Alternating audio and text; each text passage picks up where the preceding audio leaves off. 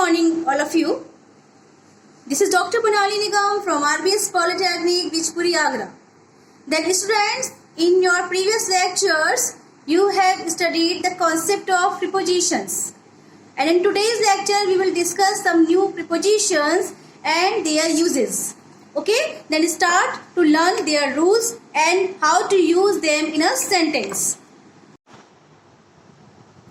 Then students, we are going to discuss about the new prepositions that are over, under, above.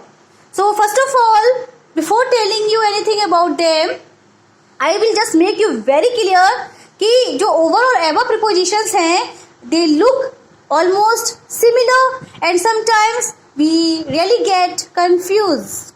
हम लोग कभी कभी confuse हो जाते हैं क्योंकि दोनों का मतलब होता है ऊपर या ऊपर से. तो आपको कंफ्यूज नहीं होना है because you will understand all the concept and uses behind this. आप दोनों प्रपोजिशंस के वो समझें, इनके नियम समझें और दैट्स वाई हम लोग इसकी कंपैरेटिव स्टडी करेंगे, तुलनात्मक रूप से इसका अध्ययन करेंगे ताकि जो भी इनमें हम लोगों को कंफ्यूजन क्रिएट होते हैं वो क्रिएट ना हो. तो सबसे पहले हम बात कर रहे हैं ओवर और एबव के बारे में. तो देखिए, ओवर का जो यूज हम करते हैं वो हम करते हैं हॉरिजॉन्टल पोजीशन के लिए. हॉरिजॉन्टल पोजीशन कैसे? देखिए, जब कोई चीज किसी चीज के जस्ट नीचे होती है, ठीक है ना, जस्ट नीचे होती है और कोई चीज उसके ऊपर होती है, लंबवत यानी कि हॉरिजॉन्टल, यानी कि हिंदी में लंबवत तरीके से जब उसके ऊपर होती है, बिल्कुल जस्ट ऊपर होती है. जस्ट का मतलब है बिल्कुल ठीक ऊपर होती है, ना इधर ना उधर, जस्ट इन हॉरिजॉन्टल पोजीशन, ठीक है, बिल्कुल हॉरिजॉन्टल पोजीशन में उसके ऊपर होती है. तब उसके लिए हम जो प्रीपोजिशन यूज करते हैं वो होती है हमारी ओवर. आप यहाँ पे देख सकते हैं, मैंने एक स्क्वायर में एक बनाया हुआ है.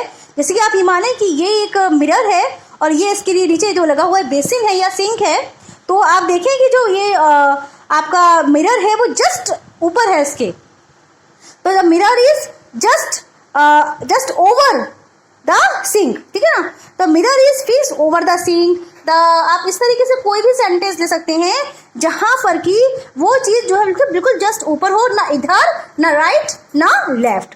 तो आप इतना ध्यान रखें कि जब कोई चीज बिल्कुल लंबवत तरीके में किसी चीज के ऊपर होती है तब वहां पे हम ओवर का प्रयोग करते हैं, ठीक है.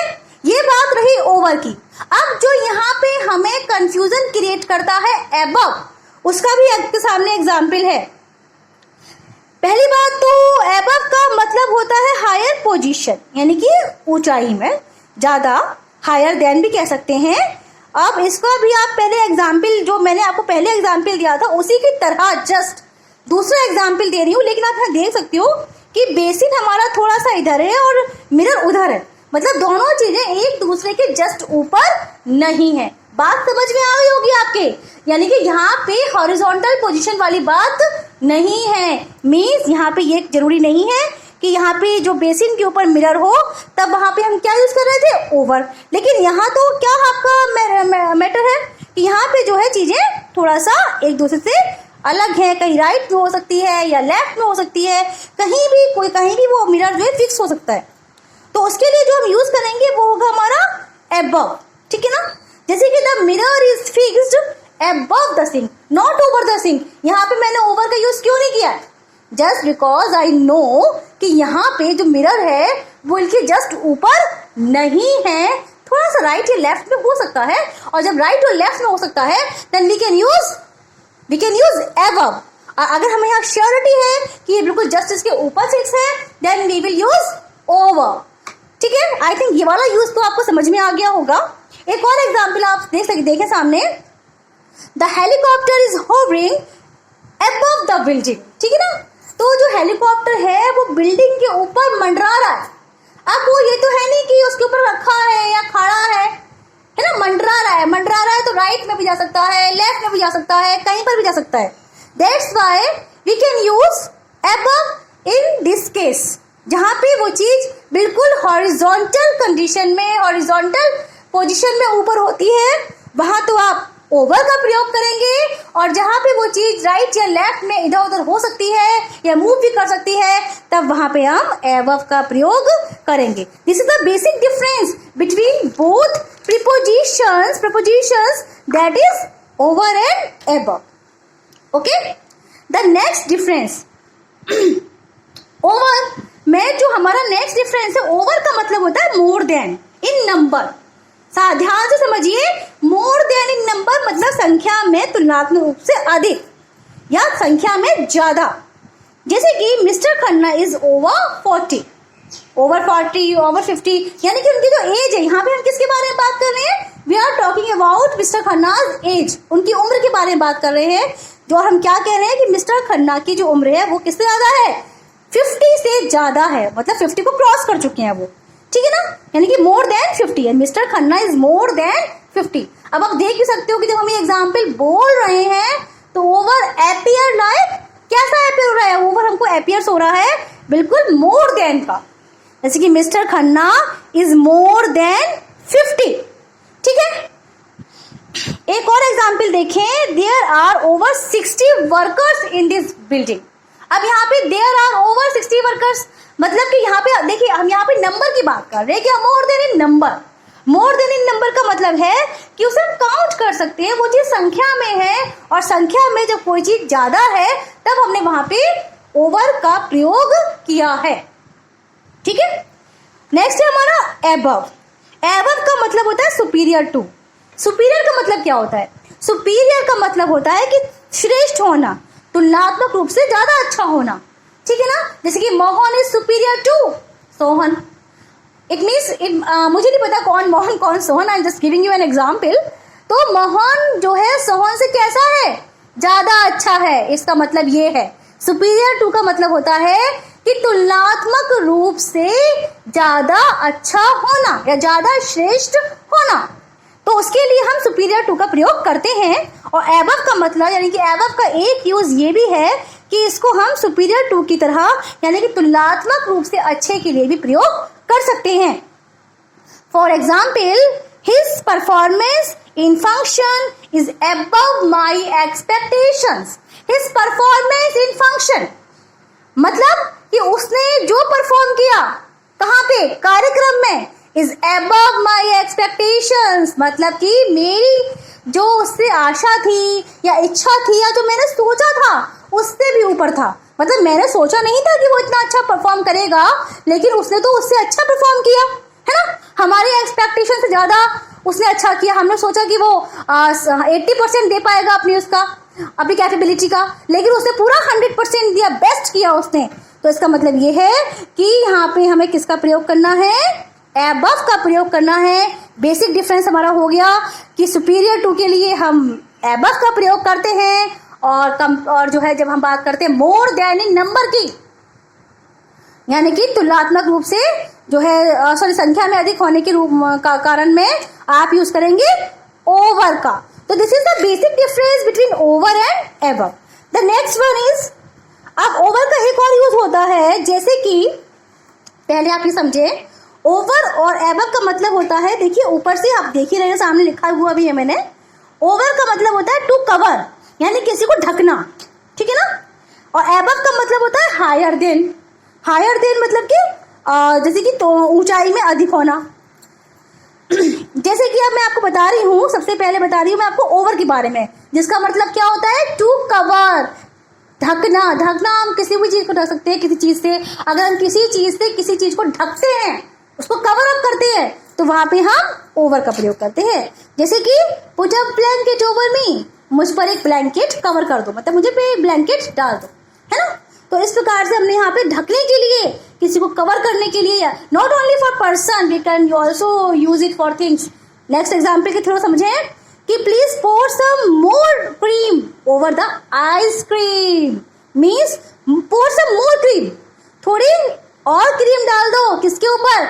आइसक्रीम के ऊपर. अब जब आइसक्रीम पड़ जाएगी और ज्यादा आइसक्रीम पर, तो आइसक्रीम कैसे हो जाएगी? ऑब्वियसली कवर अप हो जाएगी, ढक जाएगी.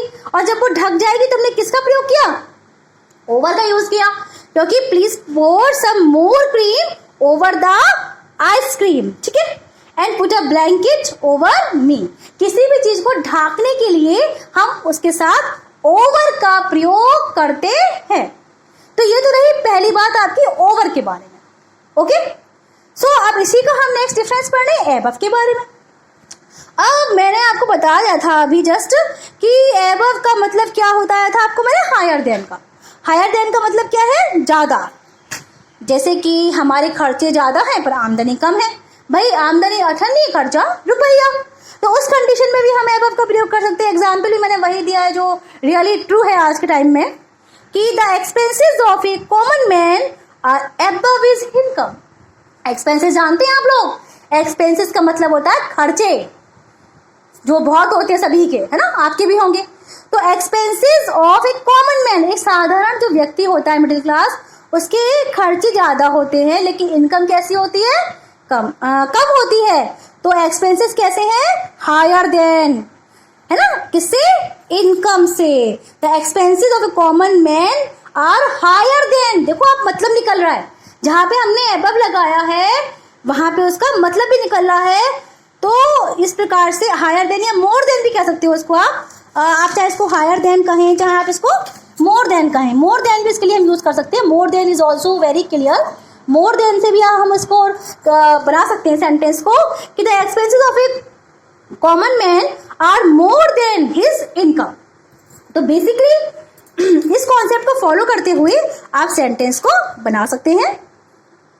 एक और एग्जाम्पल आपके सामने है, the height of my son is above average. मेरे जो बेटे की हाइट है अबव एवरेज, मतलब औसतन जितनी, औसत तो जानते ही होंगे आप लोग कि जितनी पर्टिकुलर होनी चाहिए, औसतन जितनी हाइट होनी चाहिए, लंबाई होनी चाहिए, उससे ज्यादा है, मोर देन एवरेज, है ना, या higher than average. The height of my son is more than average. तो बेसिकली हमने हायर देन के लिए और मोर देन के लिए एबव का प्रयोग किया है और कवर अप करने के लिए हमने ओवर का यूज किया है। तो आई थिंक आपको तीनों डिफरेंस समझ में आ गए होंगे। मेनली जो रूल होते हैं ना वो यही होते हैं, एबव और ओवर के। और आपने सारे रूल्स की अच्छे से समझनी है, पढ़नी है और एक बार अपने आप पढ़ लेना इसको। और ओवर का में आप एक दो और एग्जाम्पल देख लीजिए। जैसे कि ऊपर से जब इसका हम यूज करते हैं ऊपर से के सेंस में, तो कैसे करते हैं? ही जंप्ड ओवर द रोप, वह रस्सी से कूदा, ऊपर से कूदा, रस्सी से ऊपर से रस्सी से कूदा। एक और एग्जाम्पल है, the stone just went over me, ऊपर से क्या गिरा मेरे ऊपर? स्टोन गिरा। स्टोन यानी कि पत्थर गिरा मेरे ऊपर, ऊपर से, ठीक है। जस्ट वेंट ओवर मी, मेरे जस्ट ऊपर क्या से क्या गिरा? पत्थर गिरा। तो स्टूडेंट्स इस प्रकार से हमने बेसिकली ओवर के अपने जो रूल्स पढ़े हैं उसमें सबसे पहला जो हमारा रूल है दैट इज, आप समझ गए कि जब कोई चीज हमारे ऊपर होती है हॉरिजॉन्टल पोजीशन में, है ना, तो वहां पे हम जो यूज करते हैं वो हमारा ओवर होता है, जस्ट इन हॉरिजॉन्टल पोजीशन। और एबव हम यूज करते हैं जब कोई चीज हमारे जस्ट ऊपर तो होती है, ऊपर तो होती है लेकिन जस्ट ऊपर नहीं होती, वहां पे हॉरिजॉन्टल पोजीशन होने की कोई एसेंशियलिटी नहीं होती कि वहां पे वो चीज हॉरिजॉन्टल कंडीशन में हो, ठीक है ना।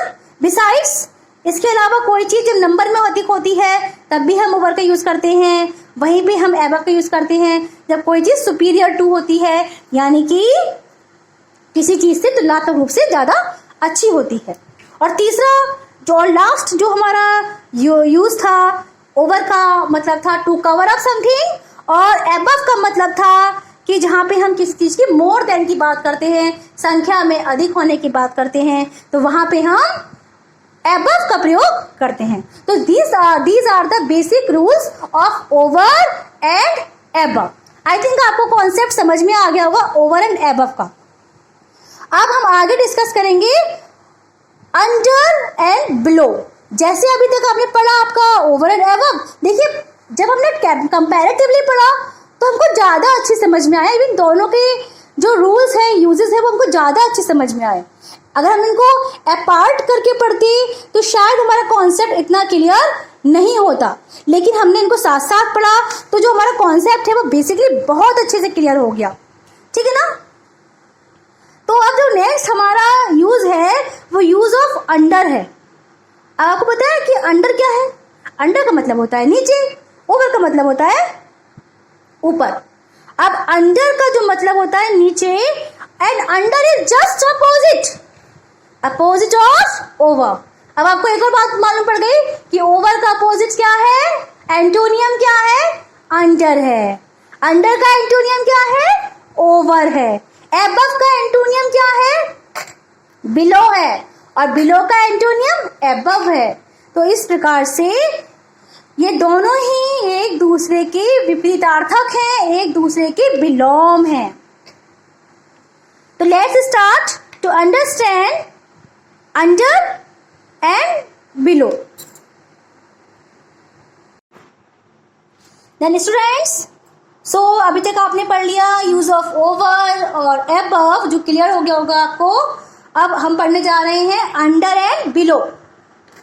तो अंडर और बिलो को समझने के लिए जरूरी है कि आपने ओवर और एबव को अच्छे से समझ लिया हो। तो वो आपने समझ लिया है। Now understand the concept of under and below, as under is just opposite of over. हमने जाना है कि अंडर क्या है, जस्ट अपोजिट है किसका, ओवर का। ओवर का मतलब था ऊपर या ऊपर से, वही इसका मतलब होता है नीचे, यानी कि इट मीन्स डाउन, नीचे इसका अर्थ होता है। और इसका जो आप यूज करते हैं जब कोई चीज किसी चीज के नीचे होती है लेकिन वो इसको स्पर्श नहीं करती है, टच नहीं करती है, तब वहां पे हम अंडर का प्रयोग करते हैं। जैसे कि the mouse is sitting under the chair. Mouse कहाँ बैठा हुआ है, मतलब बैठा क्या है, छिपा हुआ है, जो भी है माउस है वो कहाँ है, वो चेयर के नीचे है ना। तो वहां पे वो टच तो नहीं कर रहा होगा चेयर को। तो इस प्रकार से हमने यहाँ पे अंडर का प्रयोग किया है। सेम उसी प्रकार से अगर जो है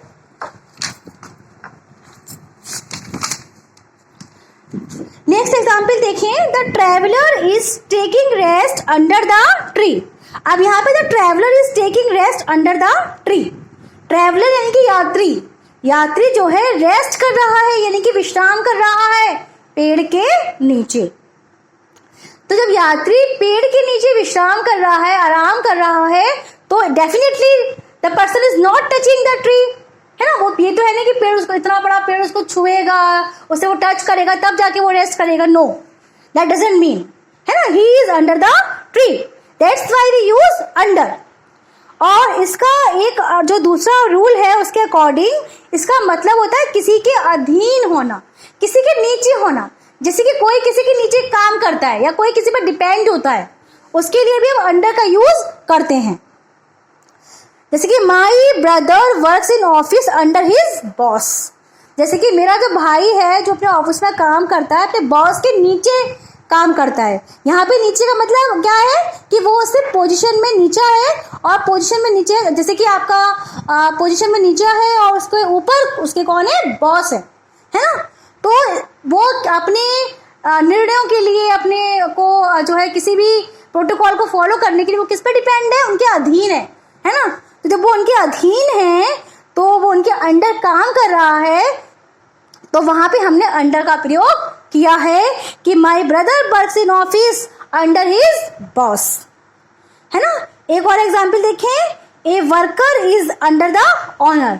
एक जो वर्कर होता है, वर्कर मतलब कि कोई जो कर्मचारी होता है, या फिर आप कह सकते हो कोई श्रमिक होता है, वर्कर होता है, काम करने वाला व्यक्ति, वो किसके अंडर में काम करता है, अपने ओनर के, ओनर यानी कि मालिक। तो डेफिनेटली वो वर्कर किसके अधीन है, ओनर के अधीन है, ठीक है। तो इसका दूसरा जो अर्थ होता है वो होता है किसी के अधीन होना। और तीसरा जो इसका मतलब है वो होता है लेस देन।